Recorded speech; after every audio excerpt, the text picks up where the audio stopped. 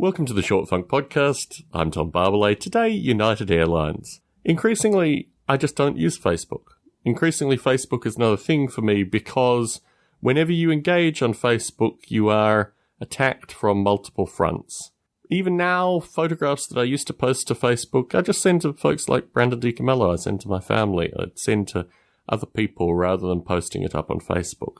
I don't want to give Facebook a luxury associated with my day-to-day life because it doesn't yield any meaningful benefit to me. And the United Airlines case is one of these cases. I work in an industry where I'm taught, quite literally, from where I start, not to comment on anything associated with the stuff that I do. Now, I can kind of side comment without commenting explicitly. I can do certain things. But in terms of officially weighing in on anything associated with the nature of the business that I work in, we're taught not to do that. So I guess this isn't done associated with people that work in the travel industry. I've seen a number of very curious posts associated with a gentleman that was dragged off the United Airlines flight. The thing that strikes me about this is that United Airlines lost about 10% of its net worth within that short period, literally 3 days, and their shares continue to drop accordingly. I stopped flying United Airlines about 5 years ago, and somewhat ironically, I actually put more money into travel now than I've ever put in at any time in my life. Because, in part, I choose not to fly United. I find other carriers. I've flown United for probably more than 20 years. For a period of time, I was a member of their frequent flyer miles. It was what I flew exclusively for a number of years. But the quality of service on United is really appalling, and in particular in international flights, where I spend most of my money for travel, United is just a horrible carrier. They have not invested in radar, a variety of things that are so useful in having a nice flight. And there's also a quality of flying United which was captured in the guy getting dragged off the plane, where you feel like you're in an authoritarian state. Many of the US carriers do this. They abuse the fasten seatbelt sign. They do a variety of things just to make sure that you realize that you're under control for the entire time you're on one of their flights. And this strikes me as a really unpleasant undercurrent, which means that I will typically choose non-American carriers when I can. And if I have to choose American carriers, they all tend to disappoint. But for me in particular, United disappoints extremely. What I find particularly curious about this United case is the amount of personal insight and just generally focused negative attention associated with this one particular customer.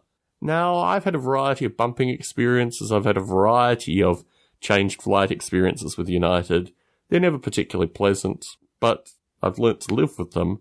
And based on learning to live with them, that emotion of, oh, well, I'm just flying United, stopped me from flying United about 5 years ago. And I've decided ever since, when I have the option to purchase the tickets, I will not fly United. And in the case of Australia, I spend between $400 and $800 more per ticket based on the choice not to fly United. For Australia in particular, I fly Qantas now exclusively. It means that when I arrive at the destination, I feel more refreshed. Like there's an actual quantity associated with not going through crazy turbulence, not having the fasten seatbelt sign abused continuously. I mean, it's extraordinary flying Qantas. I've flown Qantas and not had the fasten seatbelt sign go on through the entire flight to Australia. With United, that would never be the case. They'd hit every bit of turbulence. They'd use it excessively. It's used on United like crowd control. And I feel that. I feel that when I flew with United, and for that reason, I'm not flying with them anymore. And I made this decision before any of the nonsense came out. So on Facebook, I see these posts associated with, the background history of this gentleman, and associated with a series of assertions which seem to be constantly contradicted by the information that United itself is putting out associated with the situation. And I just think this is what we've come to, right?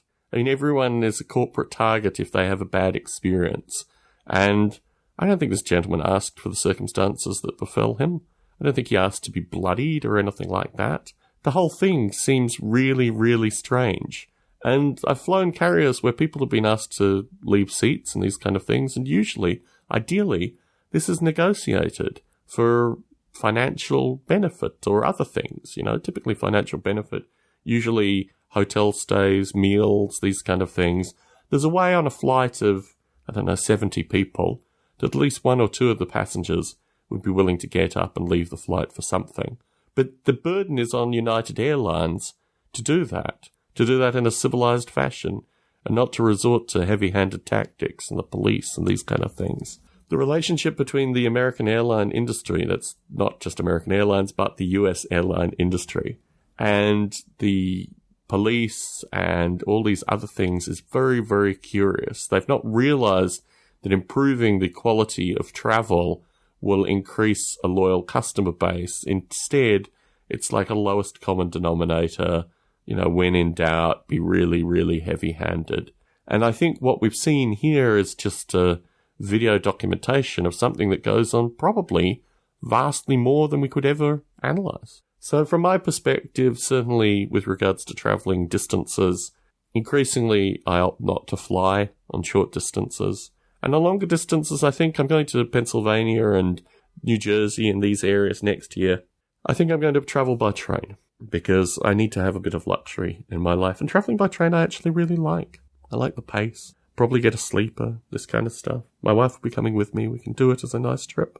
And I'm willing to pay a little bit more for that. I've gotten to a stage in my life where I can afford to pay a little bit more for that.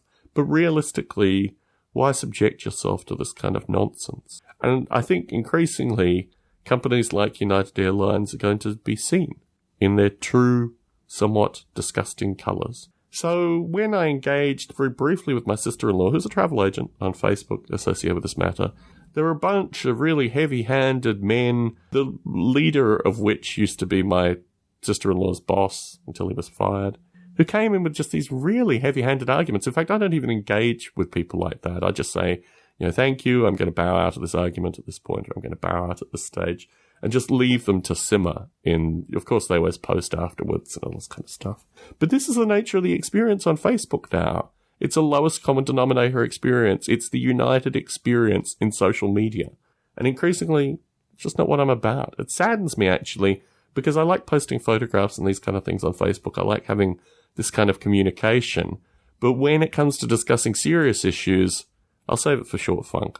Tom Barbalet in San Jose, signing out.